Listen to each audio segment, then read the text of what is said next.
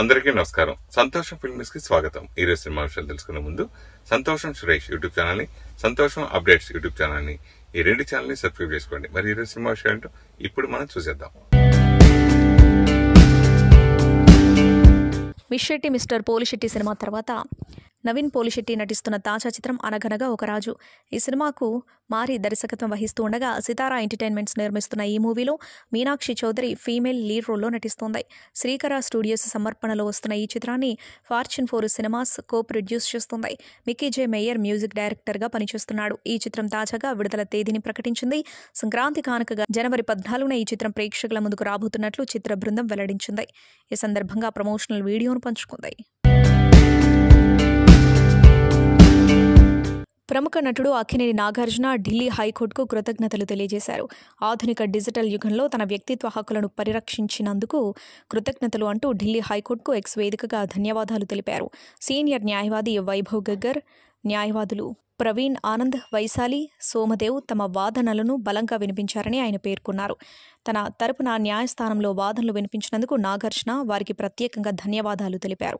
తన హక్కులకు భంగం కలిగేలా వ్యవహరిస్తున్న వారిని నిలువరించాలంటూ నాగార్జున ఢిల్లీ హైకోర్టును ఆశ్రయించిన విషయం తెలిసిందే. తన వ్యక్తిగత పలుకుబడిని ఉపయోగించి కొందరు వ్యాపారాలు చేస్తున్నారని ఆయన కోర్టు దృష్టికి తీసుకువెళ్లారు. అంతేకాకుండా తన ఫోటోలు, వీడియోలను ఏఐ ద్వారా మార్ఫింగ్ చేసి తన ప్రతిష్టను దిగజార్చే ప్రయత్నం చేస్తున్నారని ఆయన ఆవేదన వ్యక్తం చేశారు. ప్రముఖ సినీ నటుడు హిందూపురం ఎమ్మెల్యే బాలకృష్ణ తన పాత మిత్రుడి పట్ల ఉన్న అభిమానాన్ని చాటుకున్నారు. పశ్చిమ గోదావరి జిల్లా పాలకొల్లులో తన ఆప్త మిత్రుడైన సిద్దిరెడ్డి అప్పారావు ఇంటికి వెళ్లి సందడి చేశారు. వారి మధ్య 25 ఏళ్లుగా చెక్కు చెదరని స్నేహబంధానికి ఈ సంఘటన నిదర్శనంగా నిలిచింది. రాష్ట్ర మంత్రి నిమ్మల రామానాయుడు కుమార్తె వివాహ వేడుకలో పాల్గొనేందుకు బాలకృష్ణ పాలకొల్లుకొచ్చారు. వివాహ వేడుక ముగిసిన వెంటనే ఆయన నేరుగా తన స్నేహితుడు అప్పారావు నివాసానికి చేరుకున్నారు. అక్కడ అప్పారావుతో పాటు ఆయన కుటుంబ సభ్యులను ఆప్యాయంగా పలకరించి వారితో కొద్దిసేపు ముచ్చటించారు. బాలకృష్ణ వృత్తిరీత్యా రైస్ మిల్లర్ అయిన అప్పారావుల స్నేహం 1999లో కృష్ణబాబు సినిమా షూటింగ్ సమయంలో మొదలైంది. నిర్మాత అడ్డాల చెంటి నిర్మించిన ఆ చిత్రం చిత్రీకరణ నిమిత్తం బాలకృష్ణ సుమారు నెల రోజుల పాటు పాలకొల్లులోని అప్పారావు ఇంట్లోనే బస చేశారు. అప్పటి నుంచి వారి మధ్య అనుబంధం కొనసాగుతోంది. ఈ సందర్భంగా అప్పారావు న్యూస్ టుడేతో మాట్లాడుతూ తాను హైదరాబాద్ వెళ్లినప్పుడు షూటింగ్ల సమయంలో బాలకృష్ణను కలుస్తూ ఉంటానని తెలిపారు. అదేవిధంగా బాలకృష్ణ ఇంట్లో ఏ కార్యక్రమం జరిగినా తాను తప్పకుండా హాజరవుతానని ఆయన వివరించారు. ఉన్నత స్థాయిలో ఉన్నప్పటికీ పాత స్నేహితులను గుర్తుంచుకుని స్వయంగా ఇంటికి రావడం బాలకృష్ణ గొప్పతనానికి నిదర్శనమని స్థానికులు అభినందిస్తున్నారు. పవర్ స్టార్ పవన్ కళ్యాణ్ నటించిన most awaited mass action entertainer OG September 25న గ్రాండ్గా విడుదలై మొదటి రోజే బాక్సాఫీస్ను షేక్ చేసింది. సుజిత్ దర్శకత్వంలో తెరకెక్కిన ఈ సినిమా ఇప్పటికే టీజర్, ట్రైలర్లు, పాటలతో భారీ హైప్ క్రియేట్ చేయగా రిలీజ్ రోజున అభిమానుల నుంచి అద్భుత స్పందన అందుకుంది. ట్రేడ్ వర్గాల ప్రకారం ఓజీ వరల్డ్ వైడ్గా తొలి రోజే దాదాపు 150 కోట్ల గ్రాస్ కలెక్షన్లు సాధించింది. ఇందులో ఇండియా వైడ్ షోస్ ద్వారా 65 కోట్లు, ఓవర్సీస్ ప్రీమియర్స్ ద్వారా 27 కోట్లు రాబట్టినట్లు సమాచారం. ఆంధ్రప్రదేశ్లో 30.80 కోట్లు, తెలంగాణలో 26 కోట్లు, కర్ణాటకలో 6.37 కోట్లు, తమిళనాడులో 1.20 కోట్లు, ఓవర్సీస్ ప్రధానంగా నార్త్ అమెరికాలో 24.85 కోట్లు, ఇతర దేశాలు 7.55 కోట్లు వసూలు చేసినట్లు సమాచారం.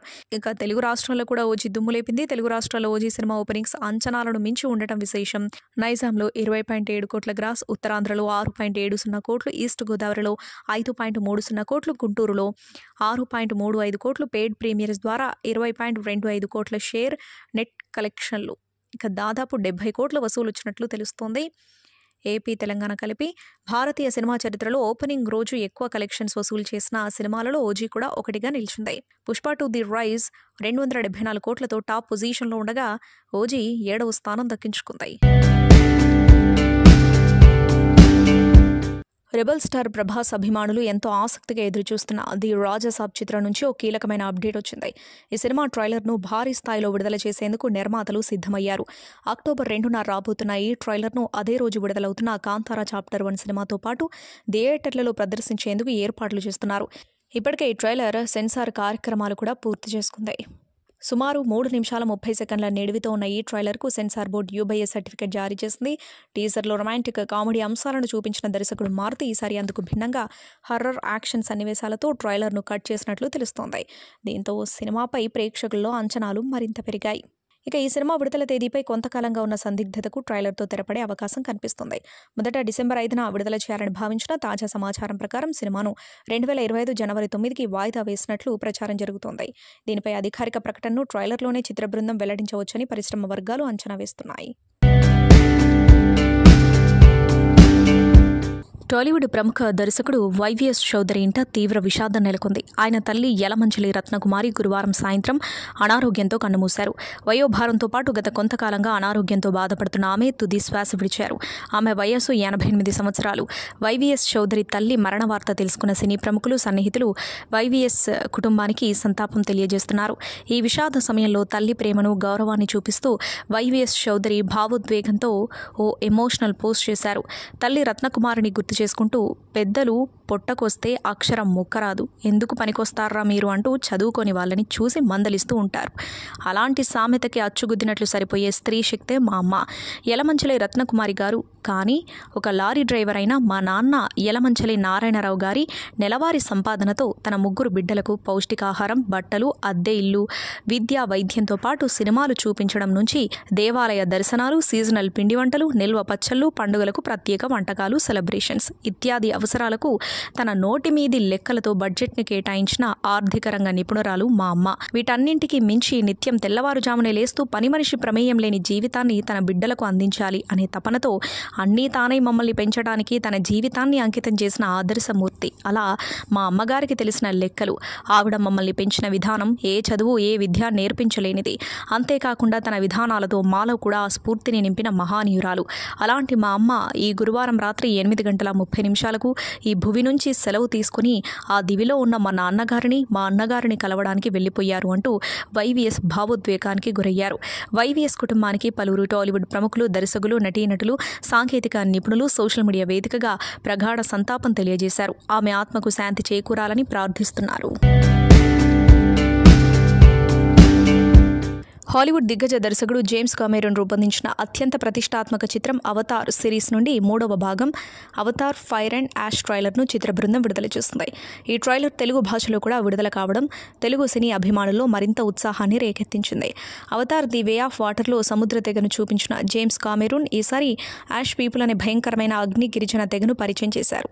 వీరు అగ్నిని ఆరాధిస్తూ యుద్ధానికి దుర్మార్గమైన రీతిలో సిద్ధపడే తెగగా ట్రైలర్లో చూపించారు.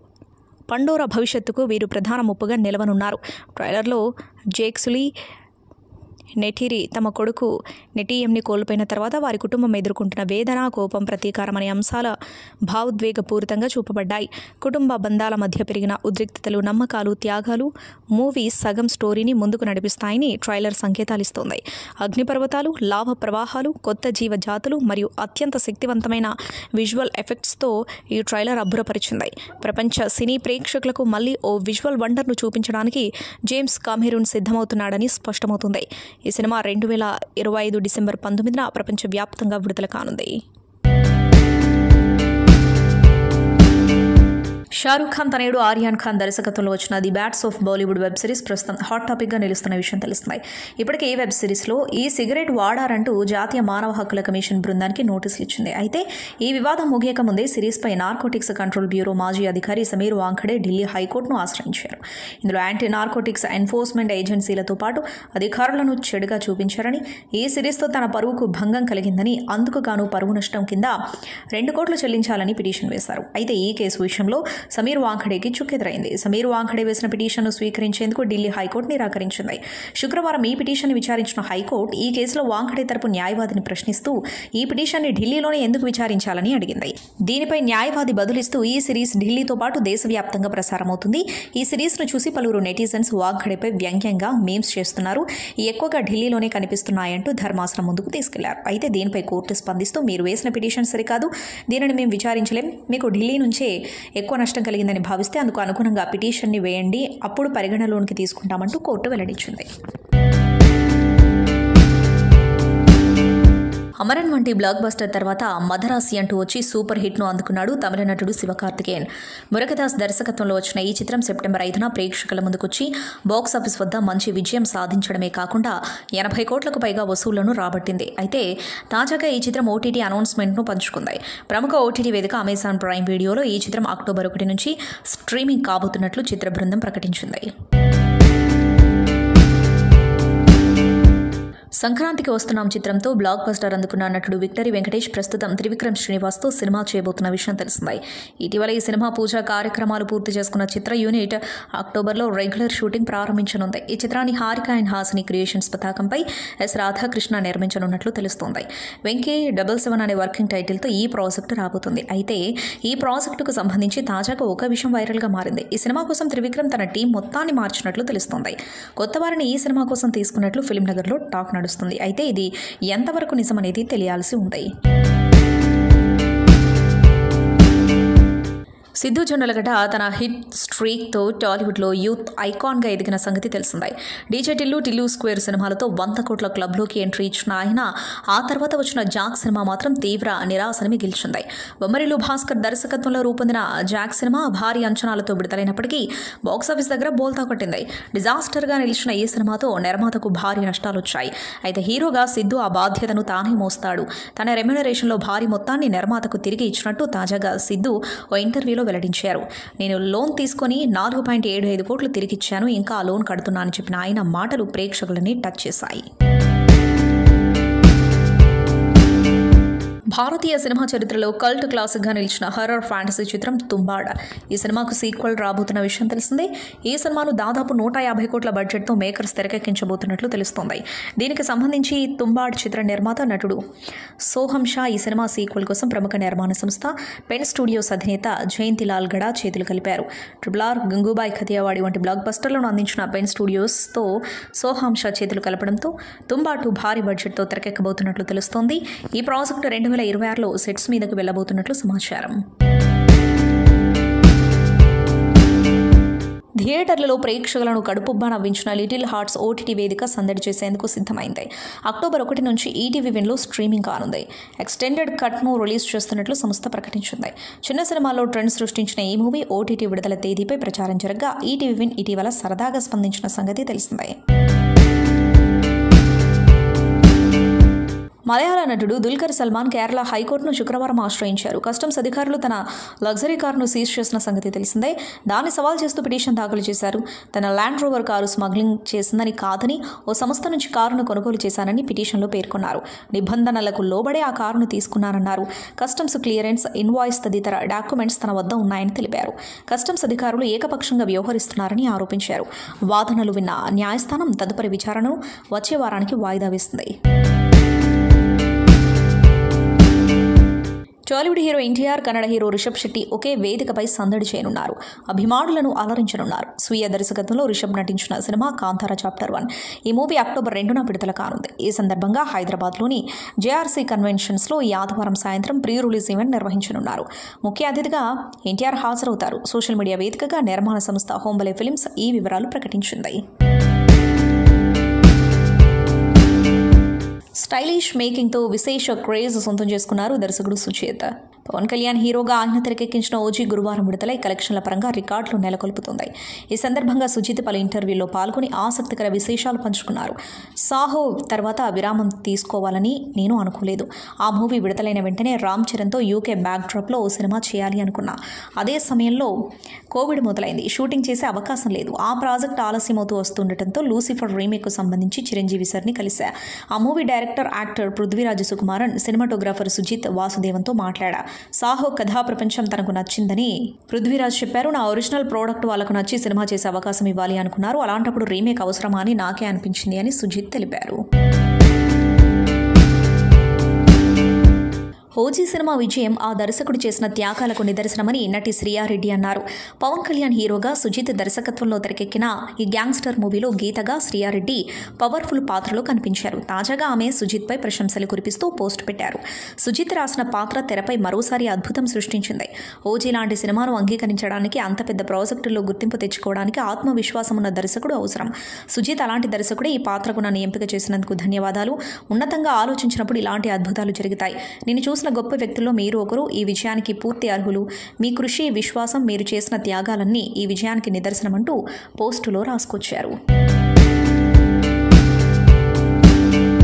పవన్ కళ్యాణ్ హీరోగా తెరకెక్కిన ఓజీ మూవీ టికెట్ ధరల పెంపుపై తెలంగాణ హైకోర్టులో వాదనలు ముగిశాయి. ఓజీ యూనిట్ తరపున సీనియర్ న్యాయవాది నిరంజన్ రెడ్డి వాదనలు వినిపించారు. రివ్యూ పిటిషన్పై ఇరు వర్గాల వాదనలు విన్న కోర్టు టికెట్ ధరలు పెంచడానికి వీల్లేదని స్పష్టం చేసింది. ఇటీవల హైకోర్టు సింగిల్ బెంచ్ ఇచ్చిన ఆదేశాలు కొనసాగుతాయని తెలిపింది. తదుపరి విచారణను అక్టోబర్ 9వ తేదీకి వాయిదా వేసింది. సంతోషం సురేష్ యూట్యూబ్ ఛానల్ ద్వారా ఎక్స్క్లూజివ్ ఇంటర్వ్యూని, ఎక్స్క్లూజివ్ లైవ్ షోస్ ని, ఎప్పటికప్పుడు కొత్త విశేషాలను మీకు అందించడం జరుగుతుంది. మీ మొబైల్ యూట్యూబ్కి వెళ్ళి సంతోషం సురేష్ అని టైప్ చేయండి, అలాగే సంతోషం అప్డేట్స్ అని టైప్ చేయండి. ఈ రెండు ఛానల్ సబ్స్క్రైబ్ చేసుకోండి, ఎప్పుడు అప్పుడే చూసేయండి. Thank you. Dress కట్సీ by KLM fashion mall.